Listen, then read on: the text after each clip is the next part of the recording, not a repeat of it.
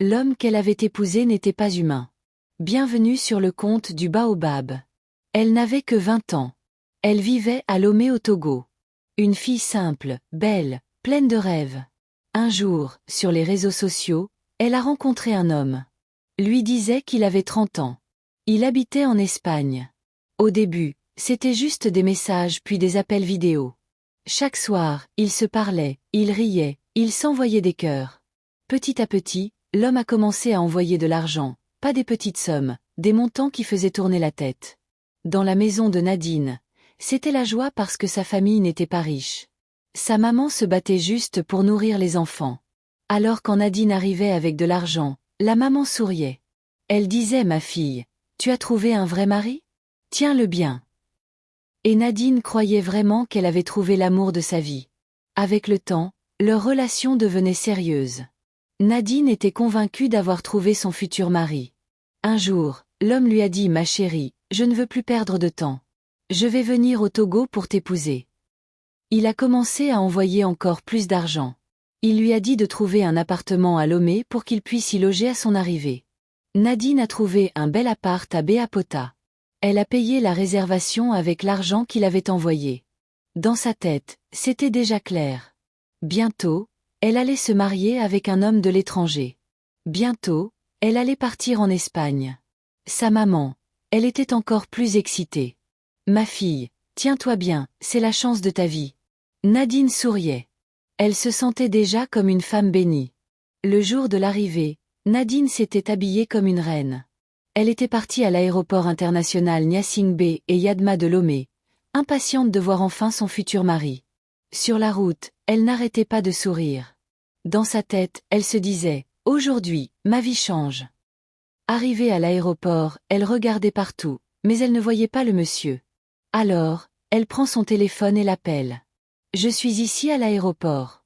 Ton avion a déjà atterri, mais je ne te vois pas. Tu es où? » L'homme lui répond calmement. « Regarde bien, l'homme en chemise bleue, là-bas, c'est moi. » Nadine a levé la tête. Son cœur s'est arrêté. Ce n'était pas un homme de 30 ans. Non, c'était un vieux papa. Il avait presque le double de l'âge qu'il lui avait dit. Elle est restée figée. Elle a juste murmuré: « Mais ce n'est pas possible. » Le vieux a souri. Il a ouvert les bras. « Ma chérie, viens. C'est bien moi. » Nadine avait envie de courir, mais au fond de sa tête, elle entendait la voix de sa maman. « C'est la chance de ta vie.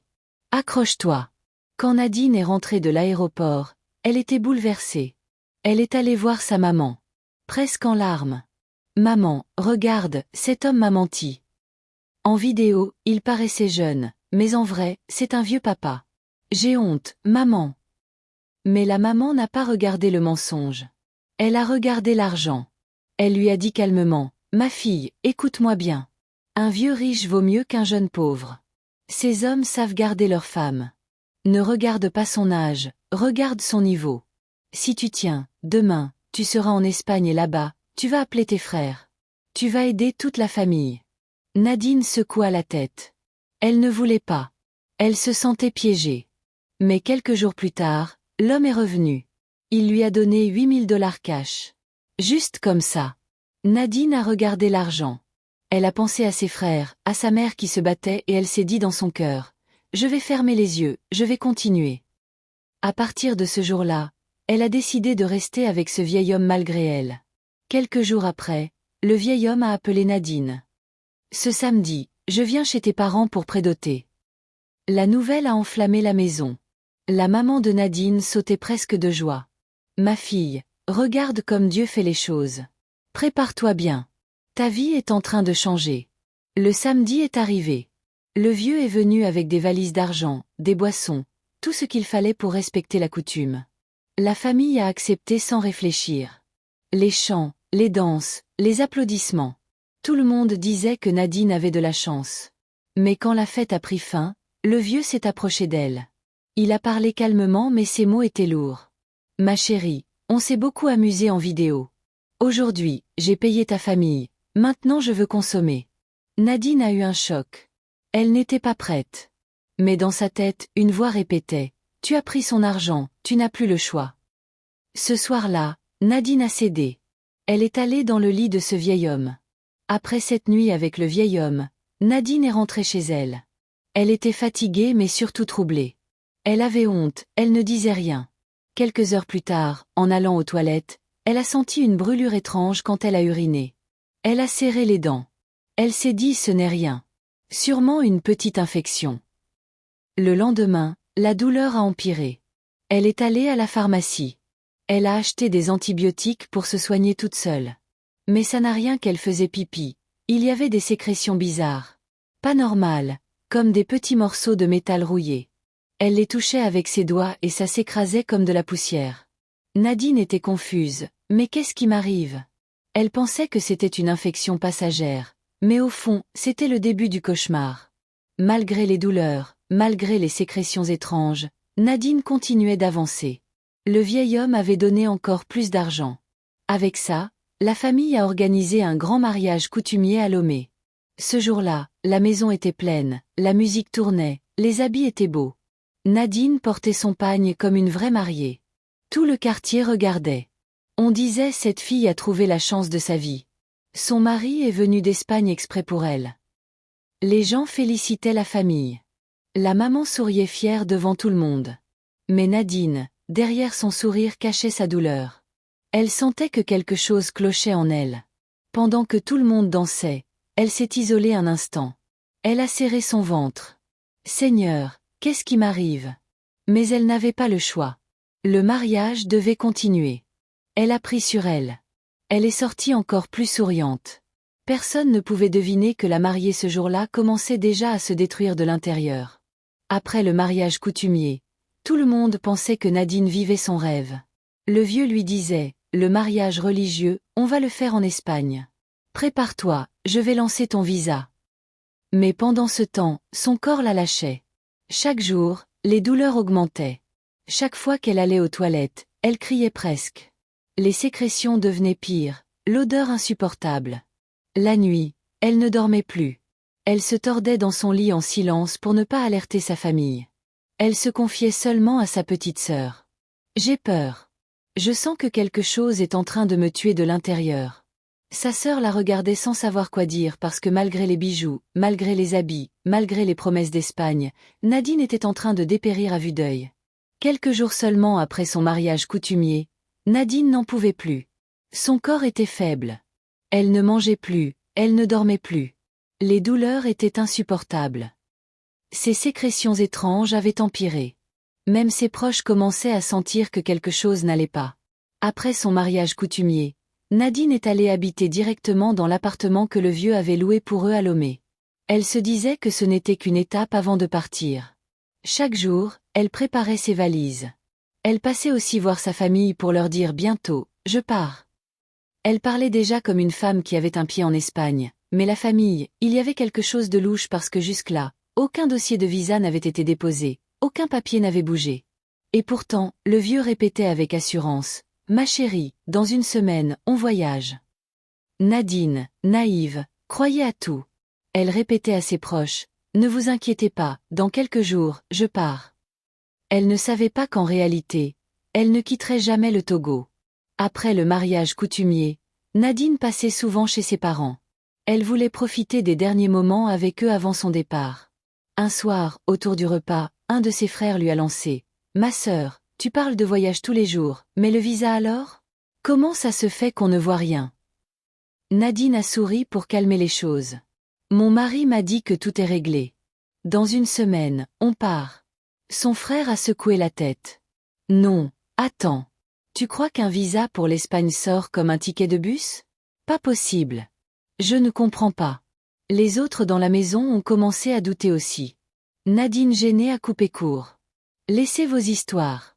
Dans quelques jours, vous verrez par vous-même. » Elle voulait croire à son rêve mais sa famille, elle commençait à flairer le danger.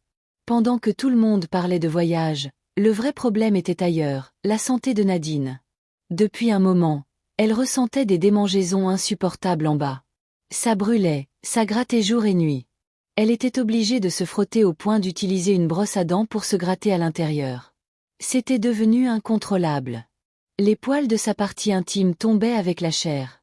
Sa peau s'arrachait. C'était horrible. Nadine en parlait souvent à sa petite sœur qui était sa confidente. Ma petite, je ne comprends pas ce qui se passe. Ça me gratte, ça me brûle, ça me détruit. Je n'arrive même plus à couper mes poils tellement la chair se décolle. La sœur la regardait choquée, sans savoir quoi répondre. Nadine se disait peut-être que c'était la sorcellerie de sa famille, peut-être un mauvais sort. Mais en vérité, c'était beaucoup plus grave que ça. 3 jours avant la date du voyage, le vieux a appelé Nadine. Il lui a remis une grosse enveloppe remplie d'argent. Il lui a dit calmement, « Va déposer ça chez tes parents, c'est pour eux. Prépare-toi bien parce que dans 3 jours, on part pour l'Espagne. » Nadine a pris l'enveloppe et l'a laissée chez sa maman. Mais dans son cœur, elle n'était pas tranquille. Ses démangeaisons étaient devenues insupportables. Elle n'arrivait plus à s'asseoir correctement. Ce jour-là, elle a dit à sa sœur, « Moi, je vais voir un médecin. Je n'en peux plus. Si ce n'est pas ma famille qui m'attaque, alors je dois savoir ce que j'ai. » Elle est partie directement à l'hôpital. Quand les médecins l'ont examinée, ils ont été choqués. Ils lui ont dit, « Ma sœur, tu ne peux pas repartir comme ça. Ton cas est trop grave. Si on te laisse rentrer, tu risques de mourir. » C'est là que Nadine a compris. Quelque chose clochait vraiment. À l'hôpital, les médecins ont dit clairement à Nadine, « Ton cas est trop critique, on ne peut pas te laisser rentrer. Si tu veux sortir, il faut signer une décharge. Mais sache qu'en route, tu peux mourir. » Nadine était sous le choc. Elle pensait à son départ prévu pour l'Espagne. 3 jours plus tard. Elle pleurait et répétait, « Mais docteur, je dois voyager le 14. Mon mari m'attend, mon visa est prêt. » Les médecins la regardaient impuissants. Ils ont mis Nadine directement en observation. Pendant ce temps, elle a pris son téléphone et a appelé sa petite sœur. La voix tremblante, elle a dit « Ma petite, viens vite, je suis à l'hôpital. Mon cas est grave. » La petite sœur a couru. Quand elle est arrivée et qu'elle a vu Nadine branchée, souffrante, elle a compris que ce n'était pas une simple infection. C'était quelque chose de beaucoup plus sombre.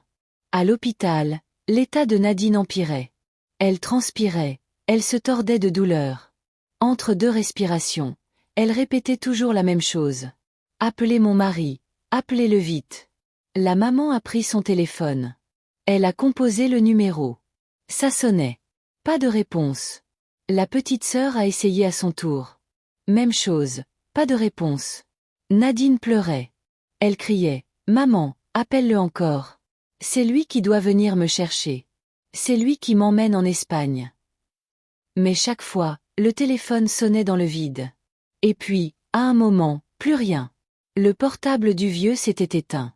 Dans la chambre d'hôpital, le silence était lourd. La maman et la petite sœur se regardaient paniquées. Nadine, elle, commençait à comprendre que quelque chose n'allait pas. Que son mari avait disparu.